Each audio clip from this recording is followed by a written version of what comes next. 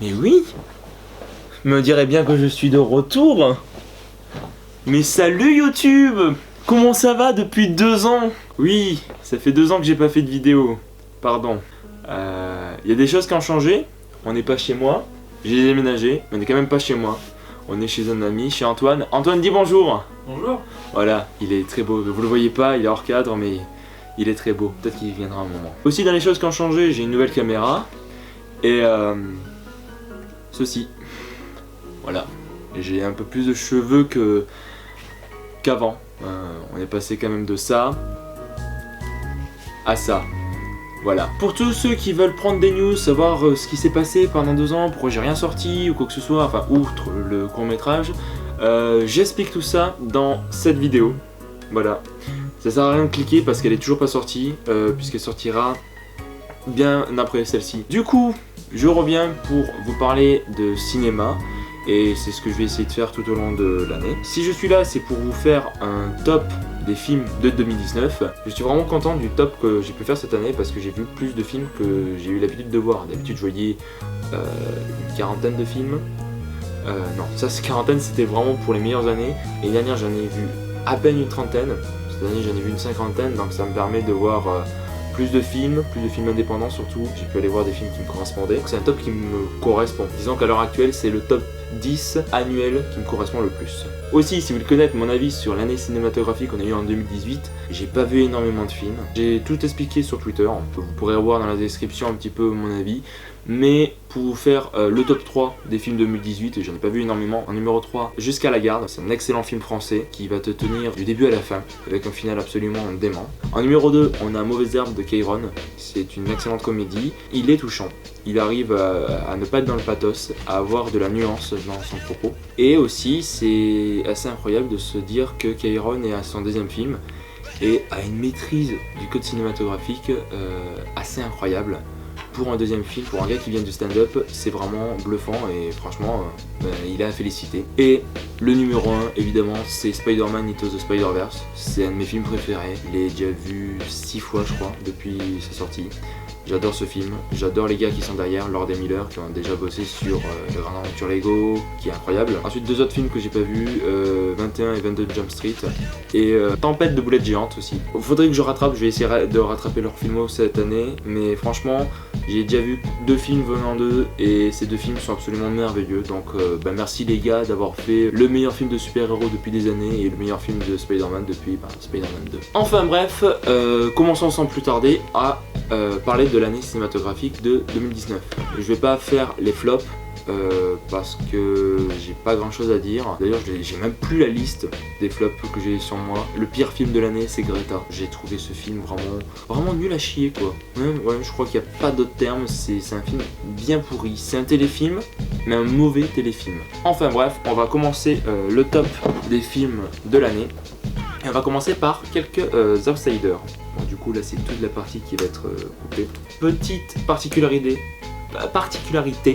on va parler que des outsiders de films français. Les autres que je n'ai pas mis dans le top, vous allez le voir dans d'autres tops, vous avez dû en entendre parler pas mal cette année. Là je vais vraiment parler de 6 films français qui ne sont pas dans le top. Déjà pour vous montrer que l'année française a été super bonne et que le cinéma français c'est pas de la merde comme on a tendance à le rabâcher. En 21e place nous avons L'heure de la sortie, qui est un excellent thriller avec une ambiance vraiment sombre, vraiment glauque. J'aime pas trop le terme, mais c'est vraiment le mot qui correspond, avec un Laurent Lafitte extraordinaire. Le film est vraiment bien raconté, la narration est excellente, les acteurs sont vraiment très bons. Mention spéciale aux 6 enfants, enfin aux 6 ados adultes qui sont incroyables dans ce film. Le film est extrêmement bien traité, même si c'est vrai que en 3e partie on aurait pu espérer un petit peu plus. Numéro 20, Mon Inconnu. C'est selon moi l'une des plus belles histoires d'amour qu'on ait pu avoir cette année. C'est un film qui est visuellement très beau. Je suis dégoûté qu'il ne soit pas nommé au César de la meilleure photographie. Clairement il le mériterait,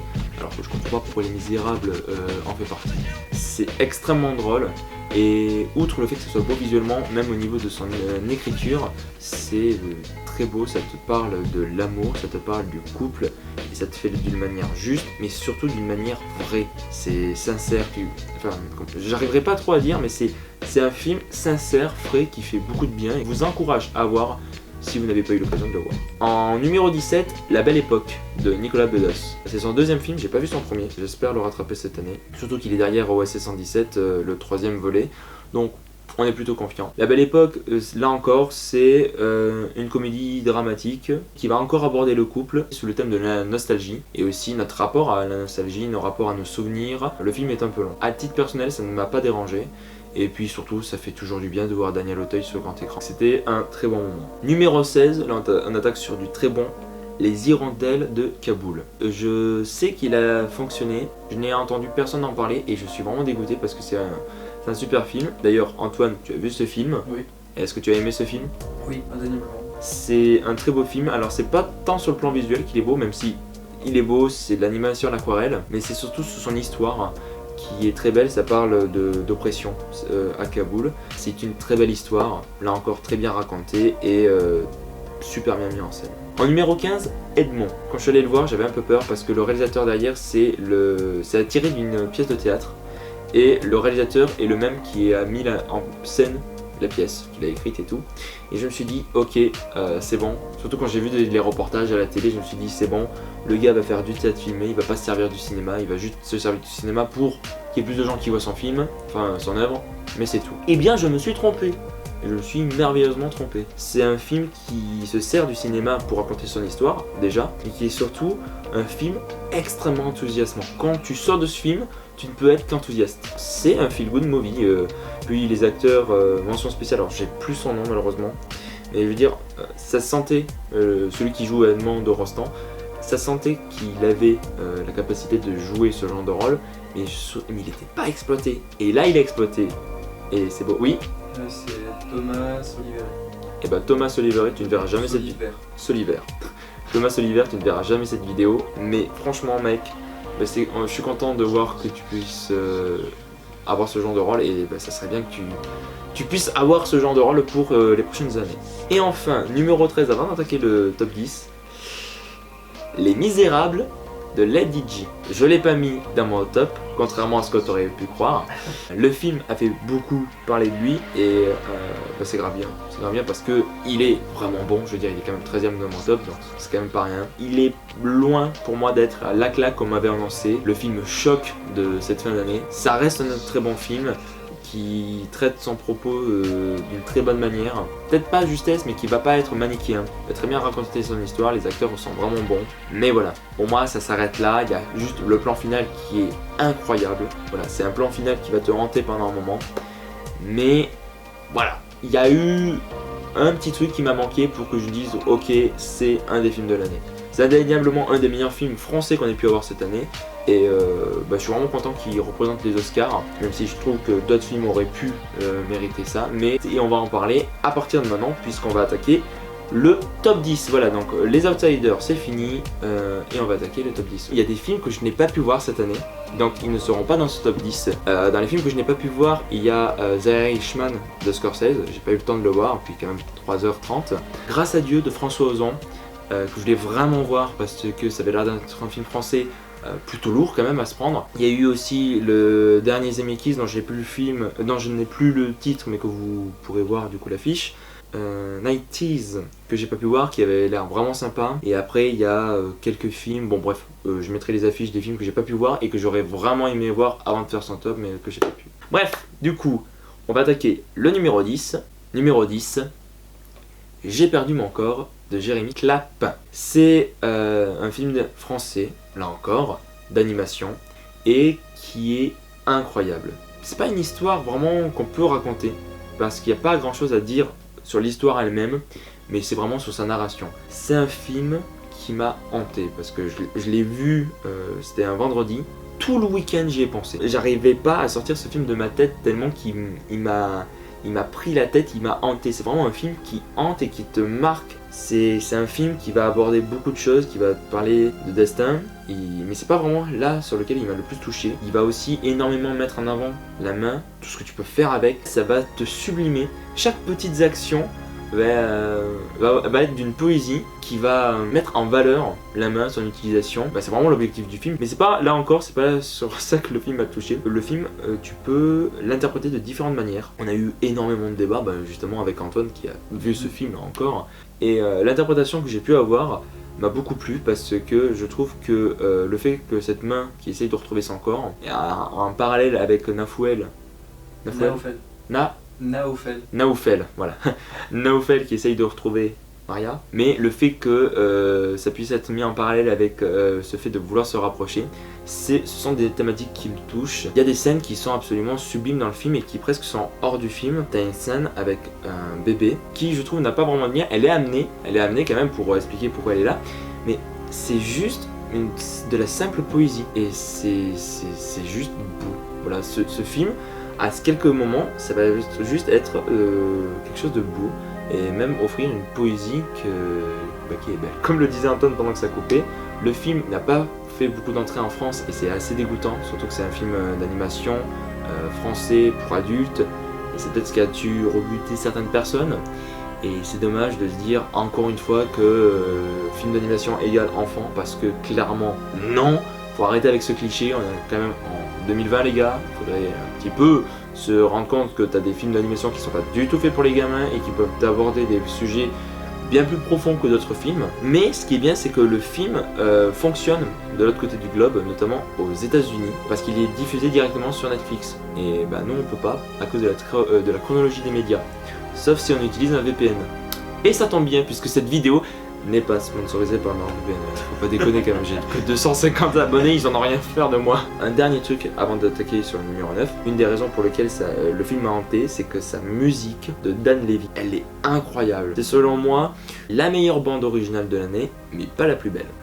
Le thème principal et ses déclinaisons ou l'autre thème que tu vas voir dans ce film, ça te marque, tu l'as en tête, ça te hante, enfin c'est sublime. Superbe musique pour super film.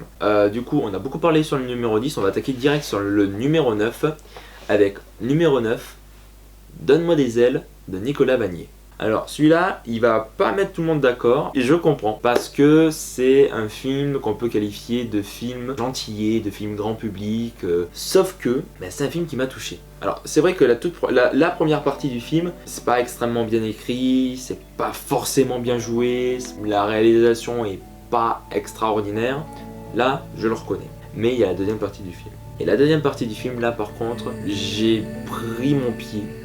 Et là, à partir de ce moment-là, j'ai dit bon, j'ai abandonné mon esprit critique et je me suis laissé porter par le film. Le film va te raconter l'histoire d'un père qui va accueillir son fils pour ses vacances et enfin des sacrées vacances quand même, parce que le fils il passe plusieurs mois chez son père. Du coup, il va profiter de ces vacances-là pour accompagner son père pour aller faire voler des oies.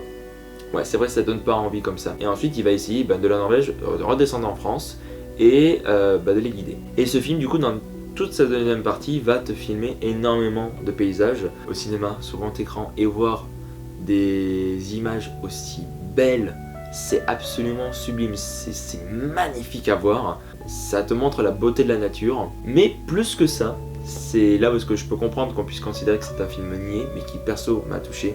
C'est aussi un film qui va te parler de la beauté de la nature humaine, qui a réussi le temps de quelques instants de me faire croire que ouais, l'humanité c'est beau. Quand tu sors d'un film et que tu te dis pendant quelques instants putain l'humanité c'est beau, pour moi c'est un film qui a tout réussi. Et c'est l'unique but du film.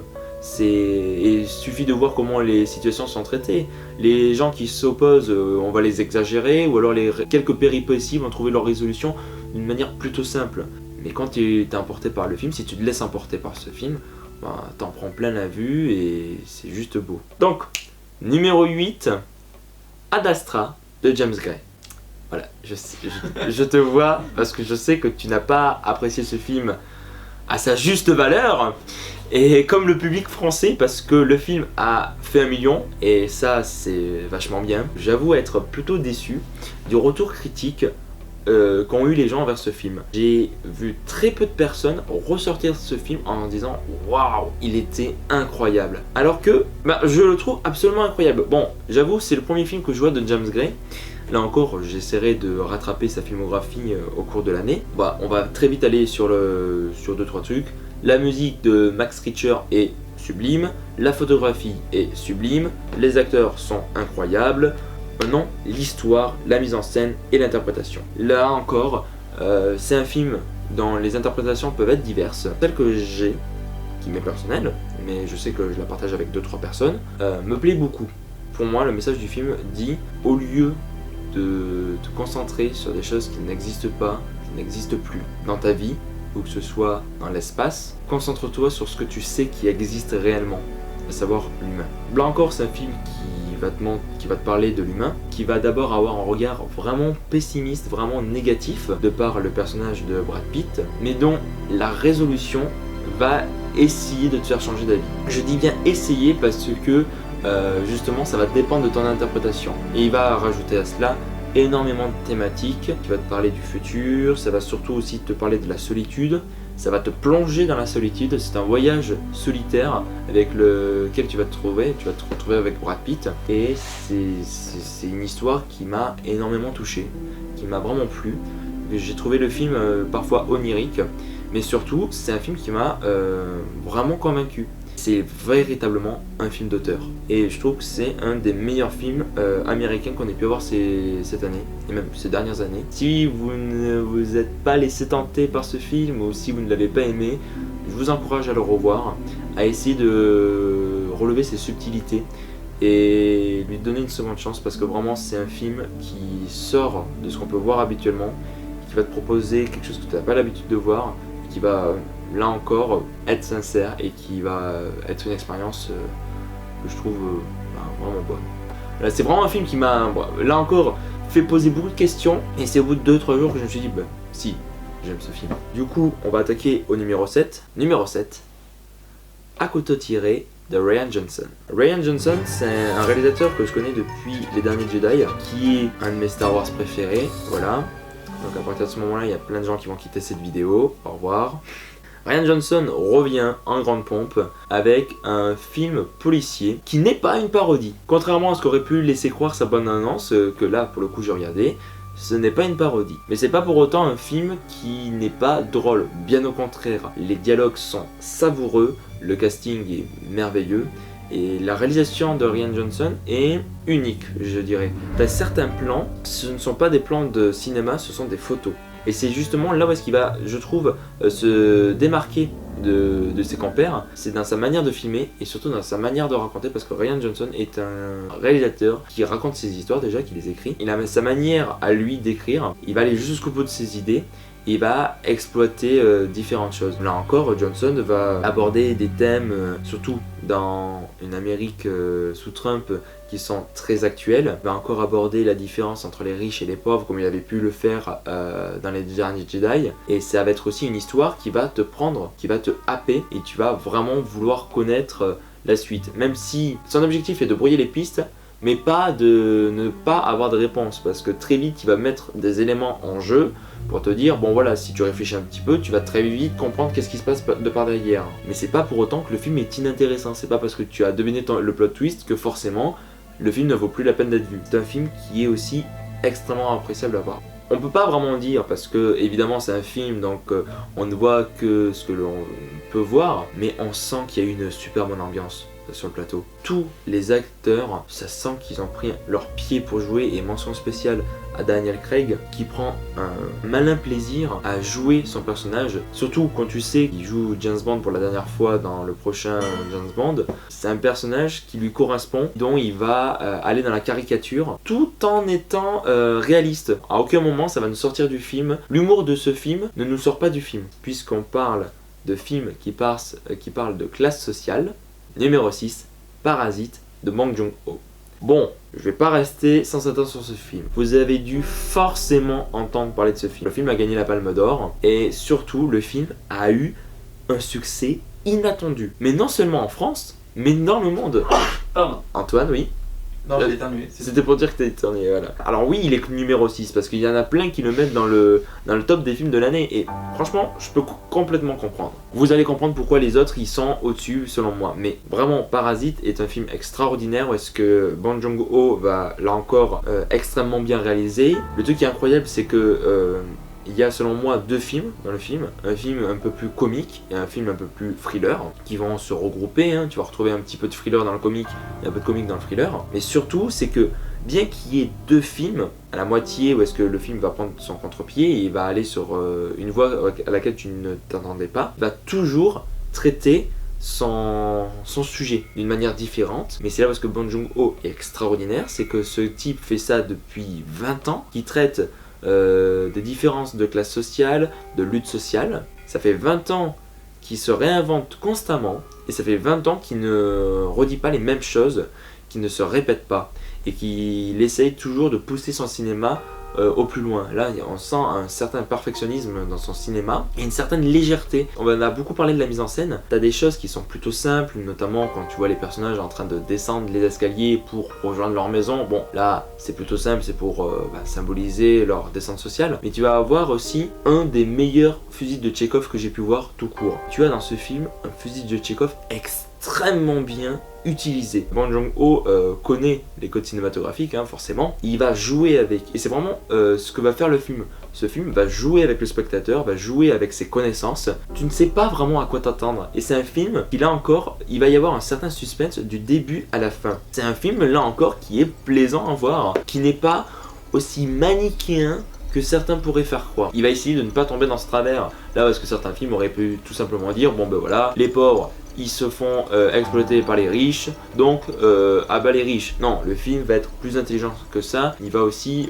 bien construire ses personnages. Et c'est là où est-ce que le film est réussi. Parasite, c'est indéniablement un des films de l'année, qui d'ailleurs a une VF, et pour celles et ceux qui ne l'ont pas vu, vous avez Mr. Fox, qui est un vidéaste que j'aime beaucoup, qui a sorti une superbe vidéo sur les coulisses du doublage de Parasite.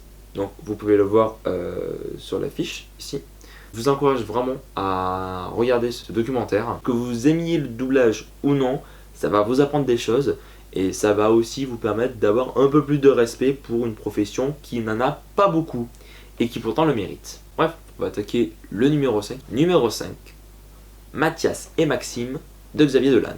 Xavier Dolan, c'est un réalisateur que je connais depuis Mommy. Mommy a été un énorme succès, je ne l'avais pas vu au cinéma. Je vais voir ses films depuis Juste la fin du monde, que j'avais bien aimé mais sans plus. Cette année, il nous avait fait Ma vie avec Jeff Donovan, que là encore j'ai aimé mais sans plus, c'est plus un moins. J'avais adoré Mommy et il est revenu cette année avec un deuxième film, Mathias et Maxime, parce que là il a quitté la grosse production américaine, il est allé sur son essentiel, un film dans sa terre natale, un film plus intimiste, et c'est là où est-ce que Xavier Dolan me touche le plus. Je n'ai pas vu ses premiers films, entre Mommy et Mathias et Maxime, c'est un réalisateur qui me plaît énormément. Il va aborder des thématiques qu'il a l'habitude d'aborder. Ouais, Mathias et Maxime, ça va être un amour homosexuel naissant, mais auprès d'une bande de groupes d'amis qui se connaissent depuis toujours. J'allais dire que ce sont des thématiques qui me touchent et qui me parle. Alors pas sur l'amour naissant homosexuel, mais sur la bande de potes, parce que depuis cette année, c'est clairement ce que j'ai avec la fac. J'ai une bande de potes, enfin j'avais déjà ça au lycée, mais là, comme c'est représenté dans le film, et c'est filmé vraiment avec énormément d'intimité, de naturel, et c'est un film qui m'a énormément parlé, qui m'a énormément touché. Il y a des scènes qui sont belles, et Xavier Dolan a déjà montré plus d'une fois comment il sait maîtriser les scènes avec les musiques. T'as une scène avec J'ai cherché d'Amir, et là encore il arrive à faire un truc touchant. C'est un film que j'ai trouvé merveilleux. Et c'est un film qui m'a vraiment beaucoup touché. J'y suis allé genre sans plus parce que je me suis dit c'est Xavier Dolan. Voilà, j'avais pas vu la bande-annonce, c'est quasiment rien l'histoire. Je savais juste qu'il y avait Xavier Dolan, qui avait un truc rouge ici. Mais là encore, Xavier Dolan, il va encore aborder sa thématique du fils qui se dispute avec sa mère. Bon, ça il aborde vraiment en arrière-plan, genre ça on le voit à peine. Mais le contexte qu'il va mettre à son histoire d'amour va me toucher. c'est un film dans lequel j'ai pu me retrouver, que ce soit dans certains personnages, que ce soit dans ses thématiques, et c'est au fur et à mesure que le film avançait, je me suis dit mais c'est incroyable, c'est pas un film sur ma vie, mais c'est un film sur une vie que je suis plus ou moins en train de mener, et c'est un film qui me touche, c'est un film qui, je pense, quand tu as une bande d'amis, quand tu es dans un groupe, quand tu as des gens que tu connais depuis plus ou moins longtemps, enfin bref, je trouve que c'est un film qui va parler à beaucoup de personnes, et là encore c'est un film qui n'a pas énormément fonctionné et je suis un petit peu déçu. Joli. Merci. C'est un film de Nolan et je trouve qu'il gagne en maturité, il veut te toucher et il y arrive, mais avec moins d'artifice qu'avant. Du coup, on va attaquer le numéro 4.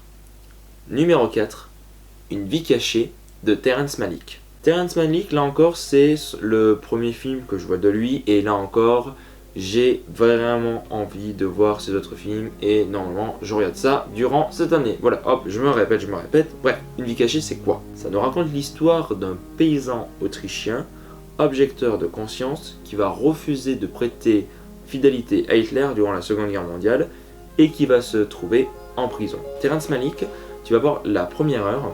Alors déjà, les 20 premières minutes, c'est un chef-d'œuvre. Tu prends ça, le film aurait pu se finir au bout de 20 minutes, j'aurais dit que c'est le film de l'année. Terrence Malick, ce qu'il adore faire, en tout cas la manière dont il a filmé ce film, c'est qu'il va filmer pendant 1 heure, il va se promener avec sa caméra, et après ça va lui faire un énorme plan séquence, et ensuite il va le découper en plusieurs fois, il va mettre quelques bouts tout au long du film. C'est un film qui va être très onirique, et là, au moment où je suis en train de parler, vous devez entendre la bande son du film, qui est pour moi la plus belle. Je disais que J'ai perdu mon corps a la meilleure bande originale, et ben la plus belle c'est Une vie cachée, qui a un thème absolument sublime. Ce film est d'une beauté, tu as des plans de montagne, tu as des plans de champs qui sont incroyablement beaux, et puis ça va te parler d'une histoire d'amour entre le paysan et sa femme, entre ses enfants, entre la manière dont tout un village va réagir autour d'une décision, qui va aborder plein de thématiques, qui va parler de la foi,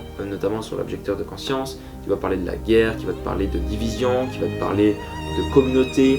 C'est un film qui va aborder plein de thématiques. J'ai plus envie de voir ces films comme The Sky of Life, L'émotion du ciel, La ligne rouge, enfin bref, ces anciens films. Voilà, c'est vraiment ces anciens films que j'ai envie de voir, parce que là encore il va faire ces plans magnifiques, ou La balade sauvage aussi, qui a l'air incroyable aussi. S'il n'est que 4ème, et clairement s'il n'avait pas ce défaut il aurait pu être 2ème, voire même être 1er, c'est que le film, vu qu'il dure 3 heures, il y aura des moments où est-ce que le film va manquer de rythme, va être lent et va être un peu ennuyant. Là les 3 heures, il faut s'accrocher pour les tenir, et c'est pour ça que le jour où est-ce que vous verrez ce film, essayez de n'avoir aucune distraction, parce que si vous avez une distraction, vous n'allez pas tenir le film jusqu'au bout, et ça serait passer à côté du film, qui est pour moi un film sensoriel et presque expérimental, car c'est vraiment un film que tu vas essayer de ressentir viscéralement, et c'est l'objectif du film, et il y arrive à merveille. On va attaquer le top 3, on va attaquer les 3 meilleurs films, ou du moins les 3 films qui m'ont le plus touché cette année. On va attaquer le numéro 3, Le Chant du loup d'Antonin Baudry. Ce film me donnait envie, mais je ne pensais pas me prendre la claque que je me suis pris en sortant de ce film. Le premier acte de ce film met à l'amende tous les films américains de suspense, de tension qu'on ait pu voir ces dernières années. Tu as une tension dans le tout premier acte du film qui est incroyablement amenée. Le réalisateur, c'est son premier film. Pour un premier film, il s'en est sorti incroyablement bien au niveau de la tension, au niveau de la photographie. C'est selon moi celui qui mérite le César de la meilleure photographie avec Mon Inconnu, en espérant qu'il y soit. Il y a un travail sur le son qui est hallucinant. Quand vous verrez ce film, voyez-le avec la meilleure installation sonore possible. Si c'est possible au cinéma, je sais qu'en plus il va être rediffusé pour le mois de janvier, essayez d'aller le voir. Il faut le voir dans ce genre de conditions. C'est pas un film qui va avoir une thématique spécialement, mais qui va avoir une histoire qui va vraiment bien la raconter, et c'est surtout un film qui est ambitieux. Beaucoup le comparent au film américain. Je suis à la fois d'accord, parce que oui, mais à la fois pas d'accord, parce que c'est un film français, les gars. En France, on a la capacité de faire ce genre de film. C'est un film qui a bien fonctionné et qui est surtout énormément convaincu. La réalisation, t'as certains plans, t'as un plan que ce sont juste des gens qui vont descendre des marches d'escalier, c'est pas grand chose, mais la manière dont le montage va être utilisé va rajouter à la tension du film que le deuxième acte est nécessaire parce qu'il va amener plein de choses qui vont être réexploitées dans le troisième acte, mais clairement il est en dessous du premier et du troisième qui va durer pendant 1 heure, qui est incroyable. Là encore, t'as des passages, enfin je me rappelle d'un passage en particulier, tu restes accroché à ton siège et ça ne te lâche pas jusqu'au plan final. Tu ne sais pas comment tes personnages vont finir, tu ne sais pas comment ça va se dérouler. Et surtout tu as une tension, enfin je sais que je me répète sur ça mais c'est vraiment le terme que j'utiliserai. Tu as une tension dans ce film qui est incroyable. Et là encore on a François Civil qui a le premier rôle. Autant il peut être extrêmement drôle de par ses mimiques dans Mon Inconnu, autant quand il faut être sérieux et quand il faut jouer la crainte ou une palette d'émotions assez variée, il sait le faire. Et c'est vraiment pour moi la révélation de cette année, c'est vraiment François Civil. Ça fait des années qu'il est au cinéma, mais clairement cette année, il a crevé l'écran comme on dit.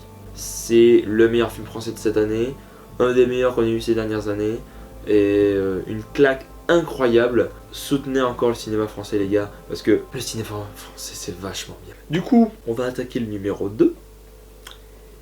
Le numéro 2, vous pouvez pas le prévoir, clairement pas. Le film a fait moins de 15 000 entrées en France. Numéro 2.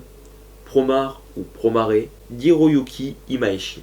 Imaishi, c'est le gars qui est derrière Kill la Kill et Gurren Lagann. Je n'ai vu aucun de ces deux animés. Promare, ça va raconter l'histoire d'un futur sur Terre où est-ce que tu vas avoir différentes irruptions qui va toucher différentes personnes autour de la Terre, qui va être un feu qui va les ravager, qui va pas les tuer, qui va juste les transformer en des créatures de feu, enfin je ne saurais pas trop expliquer. Et tu vas avoir une équipe spéciale, des pompiers hyper stylés du futur qui vont essayer de calmer ce feu. C'est un film qui se prend vraiment au sérieux, qui a une générosité dans ce qu'il va te proposer qui est incroyable. C'est un film qui est fou. C'est pas le genre de film que je vais voir habituellement, c'est un ami qui me l'a conseillé. Du coup Alexis, je pense que tu vas regarder cette vidéo, je sais qu'il y a d'autres films qui ne vont pas te plaire, mais clairement voilà, lui il est numéro 2. Pendant un moment il était numéro 1, mais franchement il est numéro 2, franchement ça va. Merci de me l'avoir fait connaître. C'est un film qui a pas fait beaucoup d'entrées parce qu'il y a eu une faible distribution en France. Même si il y a un Kiss Bang Bang, auquel j'ai participé, qui a payé sa rediffusion en VF. Donc du coup le film va ressortir cette année. Et s'il passe pas loin de chez vous, allez voir ce film. Même si ce n'est pas le genre de film que vous allez voir habituellement, même si vous n'aimez pas l'animation japonaise, allez voir ce film. Dites-vous, je vais essayer de rentrer dans le film. Ça va pas être facile. Personnellement, il m'a fallu 1 heure pour rentrer dans le film. Croyez-moi que quand je suis rentré dans le film, je m'en suis pris plein la gueule. Quand je vois des gens qui vont me dire oui, Avengers Endgame, c'est le film qui a les meilleures scènes de combat.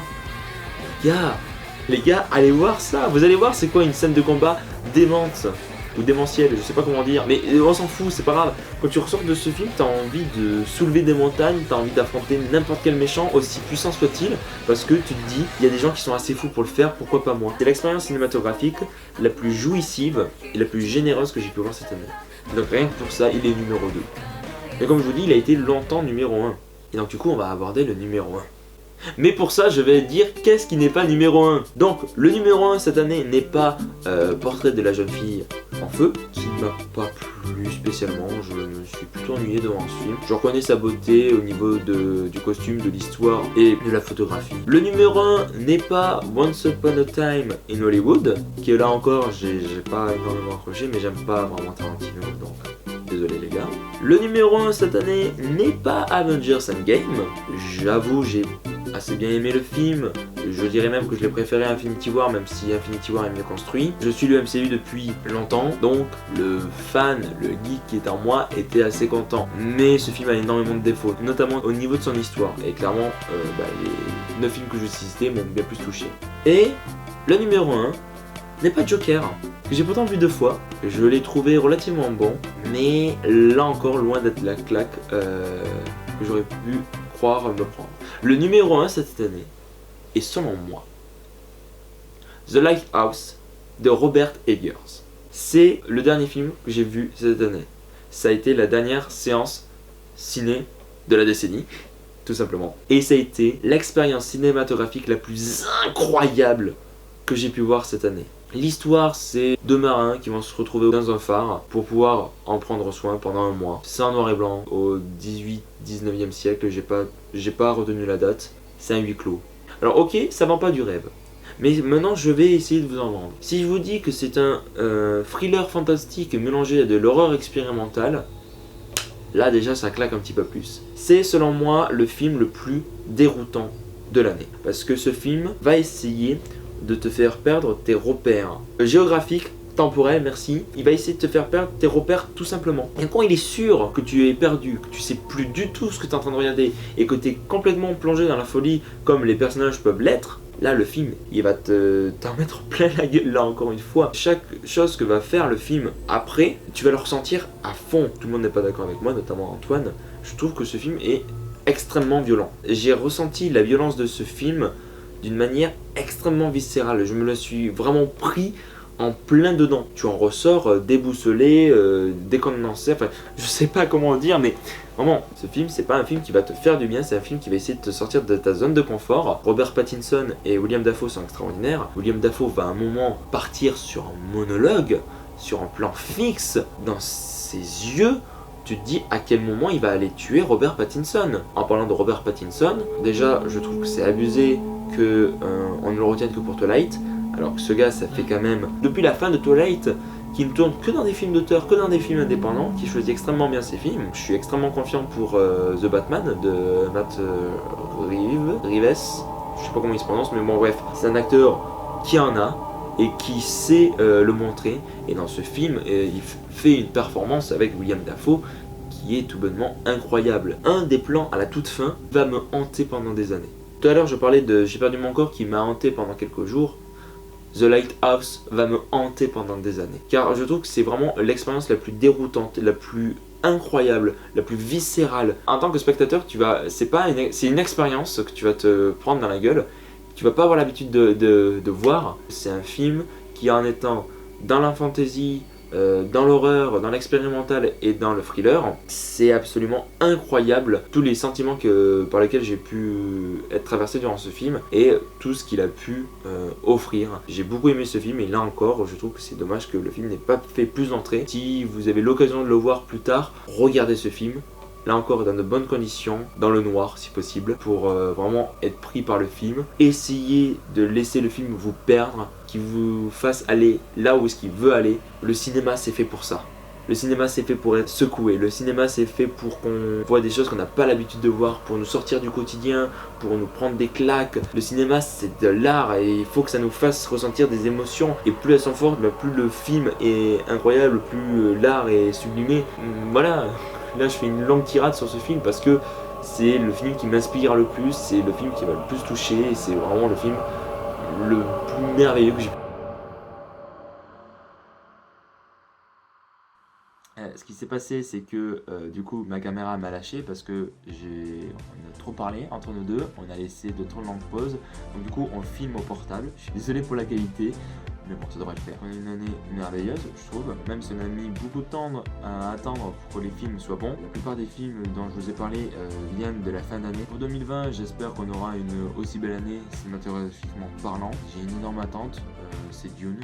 Je vais pas parler des attentes de 2020 parce que bon, je trouve pas ça très intéressant, en tout cas pour ma part. Évidemment, ce stop est subjectif. Si vous en avez un, partagez-le en commentaire, qu'on puisse faire ça dans la joie et la bonne humeur. Je vous donne rendez-vous pour la prochaine vidéo où est-ce que je vais parler de mon absence sur cette chaîne et je vais vous refaire un top 10, mais cette fois-ci des films découverts en 2019.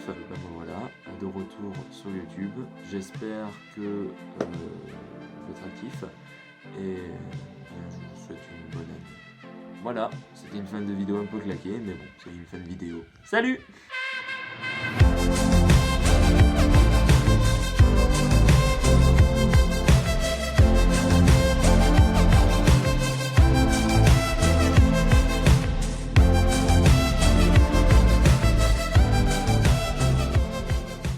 Du coup, je vais faire une apparition absolument incroyable avec un jeu d'acting de fou. Hein. Voilà. Tiens, tu sais quoi? T'as pété là. Alors, si vous voyez ça, ça va être l'utro. Mec, je te jure, ça va être l'utro. C'est pour les quelques personnes qui iront jusqu'au bout. Dis-toi que t'as un de TP qui est sur YouTube.